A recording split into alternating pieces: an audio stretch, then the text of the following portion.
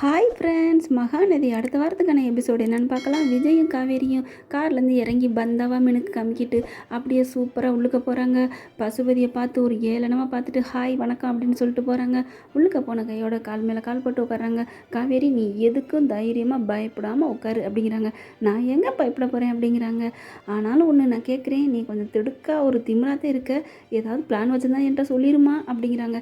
நான் என்னங்க பிளான் வைக்க போகிறேன், நான் ஒன்றும் பண்ணலைங்க, எல்லாம் மேலே இருக்கேன் பார்த்துக்குவான் அப்படிங்கிறாங்க. எனக்கு ஒன்றுமே புரியலை, நானும் ராத்திரிலேருந்து கேட்டுட்ருக்கேன், நீ ஒன்றுமே சொல்ல மாட்டேங்கிற. சொல்லு காவேரி, ஏதாவது பிரச்சனை வந்துருச்சுன்னா அதை சமாளிக்கணும்ல, அதுக்காக தான் கேட்குறேன். ஏதாவது நீ மனசில் வச்சுருந்தீங்கன்னா பிளானை என்கிட்ட சொல்லேன், நானும் உனக்கு ஹெல்ப் பண்ண முடிஞ்சால் பண்ணுறேன் அப்படிங்கிறாங்க விஜய். அதெல்லாம் நீங்கள் ஒன்றும் செய்ய வேணாம் பாஸ், அது என்ன நடக்கணுமோ அது ஆட்டோமேட்டிக்காக நடந்துகிட்டே இருக்கும், பேசாமல் நீங்கள் இருங்க பாஸ் அப்படிங்கிறாங்க. அப்படியே அப்படி முணுமுணுத்துட்டு பாட்டு பாடிக்கிட்டே இருக்காங்க. காவேரி என்னடி திட்டம் போட்டு வச்சுருக்க அப்படின்னு மனசில் நினச்சிட்டு இருக்காங்க. அதுக்கப்புறம் இருங்க பாஸ், இந்த வந்துடுறேன், ஒரு முக்கியமான வேலை இருக்குது அப்படின்னு போகிறாங்க. காவேரி, எங்கே போகிறேன்? என்ன பாஸ், இந்த முக்கியமான வேலை, இந்த வந்துடுறேன் அப்படின்ட்டு நேராக ராகினிகிட்ட போகிறாங்க. ராகினி இருந்துட்டு, பாத்தியாடி எனக்கு நிச்சயம் வரைக்கும் வந்துருச்சு, ஏதோ நடக்காதுன்னு சொன்னேன் அப்படிங்கிற மாதிரி மெடுக்காக பார்க்குறாங்க.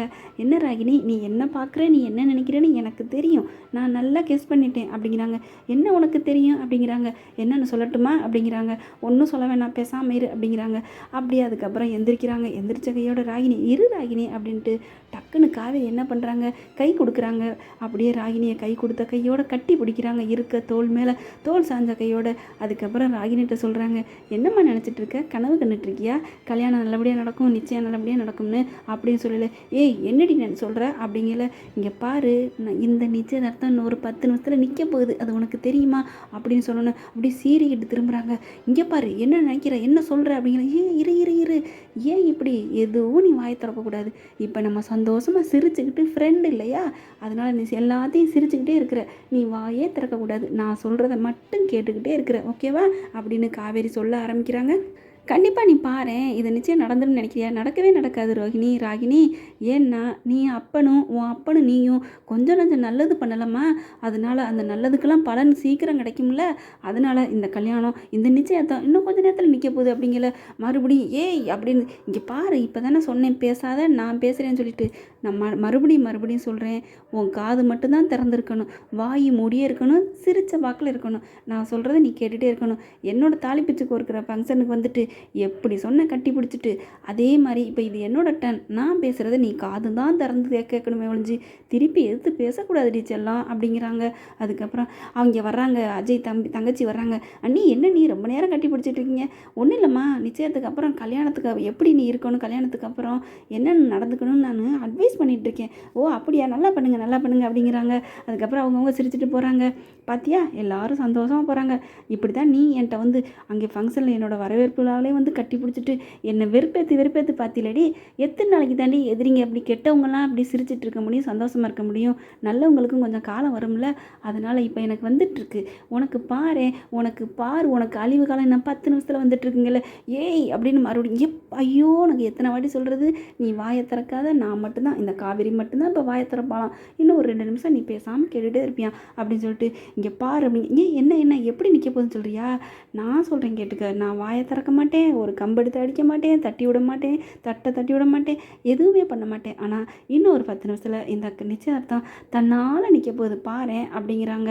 அப்படியே ராகினியால் தாங்க முடியல, கொதிச்சு மறுபடியும் எந்திரிக்கிற, எப்படியே சிலும்புறாங்க. ஆனாலும் இறுக்கி கட்டி பிடிச்சிட்டு தான் பேச வந்ததையே பேசிக்கிட்டே இருக்காங்க. ஒரு கட்டத்துக்கு மேலே அப்படியே ராகினியால் பொறுமை தாங்க முடியல, அப்படியே தள்ளி விட்டுட்டு, இங்கே பாரு, கண்டிப்பாக இந்த கல்யாணம் நிச்சயத்தை நடக்கும்டி, நீ என்ன நினச்சிட்டு இருக்க அப்படிங்க. கையை உயர்த்து பேசக்கூடாது, அப்படியே இறக்கு என்ன நினச்சிட்டு இருக்க, இங்கே எல்லோரும் பார்க்குறாங்கல்ல அப்படின்ட்டு சிரிச்சுக்கிட்டே காவேரி மறுபடியும் பேசுகிறாங்க. இங்கே பாருமா ராகினி, நீ இப்படி கனவு காண்கிறதுலாம் வேஸ்ட்டு, நான் சொல்லிட்டேன், இந்த காவேரி ஒன்று நினச்சது தான், அதை வச்சு காவேரி கை வச்சா அது ராங்காக போனதில்லை தெரியுமா உனக்கு, இது உனக்கு சின்ன பிள்ளைந்தே என்னை பற்றி உனக்கு தெரியும், இருந்தாலும் நீ இப்படி பேசுகிற, நான் ஒரு சவால் விட்டால் அதில் நடத்தே காமிப்பேன் அப்படிங்கல. இல்லை, இந்த நிச்சயம் நடக்கும், பார்க்கலாம் அப்படிங்கிறாங்க. வாய்ப்பில்லை ராஜா, வாய்ப்பில்லை அப்படிங்கிறாங்க காவேரி. ஏன்னா இந்த காலத்தில் கொஞ்சம் நல்லது செய்கிறவங்க, நல்லவங்களுக்கே காண்டவன் வந்து காலத்தை நல்லது செய்கிறதுக்கு தள்ளி போயிட்டுருக்கான். நீங்கள் வந்து 2 பேரும் ஒப்பனும் நீயும் ரொம்ப ரொம்ப ரொம்ப நல்லது பண்ணியிருக்கீங்க, ரொம்ப ரொம்ப நல்லவங்க அப்படிங்கல. எப்படிம்மா இந்த நிச்சயத்தை நடக்கும் அப்படிங்கிறாங்க.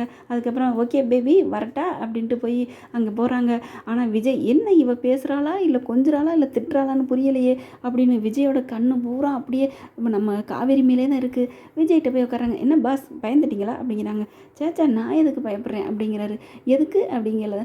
ஆமாம் என் காவேரி எல்லாத்துலேயுமே தில்லலங்கடியாச்சே, அப்படியே ஏறி மிதிச்சுட்டு வந்துடுவாள், உன்னை பற்றி நான் பயப்படுவேனா அப்படிங்கிறாங்க. அந்த நினப்பு நீங்கள் என்ன நல்லா புரிஞ்சுக்கிட்டீங்க பாஸ் அப்படிங்கிறாங்க. அப்புறம் மறுபடியும் கிட்டக்க போயிட்டு என்ன சொன்ன காவேரி ராகினிட்ட அப்படின்னோடனே இப்போ தான் என் காவேரி அப்படி இப்படின்னீங்க, இப்போ மறுபடியும் கேட்குறீங்க. இருந்தாலும் ஆர்வம் இருக்குல்ல, இந்த மனுஷனுக்கே உண்டான ஆசை புறணி கேட்குறேன்னு சொல்லுவாங்கள்ல, அது மாதிரி இது புறணின்னு இல்லை. நீ என்ன சொல்லிட்டு வந்த காவேரி எனக்கு சொல்கிறியா அப்படிங்கிறாரு. உண்மையை சொல்லிட்டு வந்தேன் பாஸ் அப்படிங்கிறாங்க. உண்மையாவா? என்ன உண்மை? இன்னும் கொஞ்சம் நேரத்தில் என்ன நடக்க போகுது? அந்த உண்மை தான். இன்னும் கொஞ்சம் நேரத்தில் என்ன நடக்க போகுது? அது என்ன இந்த கொஞ்ச நேரத்தில் நடக்க போகிறப்ப அது தெரியும். அதான் என்ன தெரியும் பாஸ் பாருங்க பாஸ் அப்படிங்கிறாங்க. பார்த்தீங்கன்னா சரின்னு ஃபங்க்ஷன் நல்லபடியாக எல்லாம் ஓலையெல்லாம் முடிச்சிடுறாங்க. மோதிரத்தை எடுத்து அஜய் வந்து அப்படியே ராகினிக்கு மாட்ட போகிறாங்க. அப்போதைக்கு டான்னு போலீஸ் வண்டி வந்துடுது. நிறுத்துங்கன்னு போலீஸ் பூரா தப்பு உள்ளே ஓடிடுறாங்க. வந்த கையோட நிறுத்துங்க அப்படிங்கிறாங்க. வந்துட்டு எல்லாரும் ஆச்சரியமாக அதிசயமாக பார்க்குறாங்க. அப்படியே அப்படியே செம்ம டென்ஷனில் இருக்காங்க ராகினி. என்ன இவ சொன்னது மாதிரியே போலீஸ் வருது அப்படின்ட்டு போலீஸ் வர்றாங்க. கடகடன்னு வந்துட்டு உங்கள் மேலே ஒரு கம்ப்ளைண்ட் இருக்குது, நீங்கள் பாட்டு இங்கே ஜாலியாக என்ஜாய் பண்ணிகிட்டு இருக்கீங்க அப்படிங்கிறாங்க. பசுபதி வந்துட்டு என்ன சொல்கிறீங்க அப்படிங்கிறாங்க. ஏப்பா நீ கொடைக்கானலில் ஒரு தப்பு பண்ணியே, காவேரியை அடைச்சி வச்சு கொடுமைப்படுத்தியிருக்கிற, அதை இந்த மறந்துட்டியா? அதுக்கு கம்ப்ளைண்ட் இருக்குது, அதுக்கு நீங்கள் இங்கே இருக்கேன்னு தகவல் வந்துச்சு, அதுக்கு தான் வந்தோம் அப்படிங்கல. யாருங்க சொன்னது? யார் சொன்னாங்க? அதெல்லாம் நாங்கள் சொல்ல முடியாது, நீங்கள் கிளம்புங்க அப்படிங்கிறாங்க.